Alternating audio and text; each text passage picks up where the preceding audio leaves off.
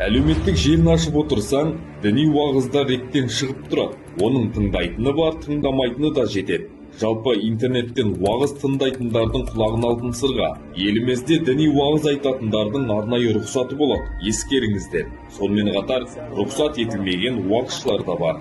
Олар кімдер? Интернетті ашып ерінсеңіз, міне сізге топ 10 радикалды уағызшылар.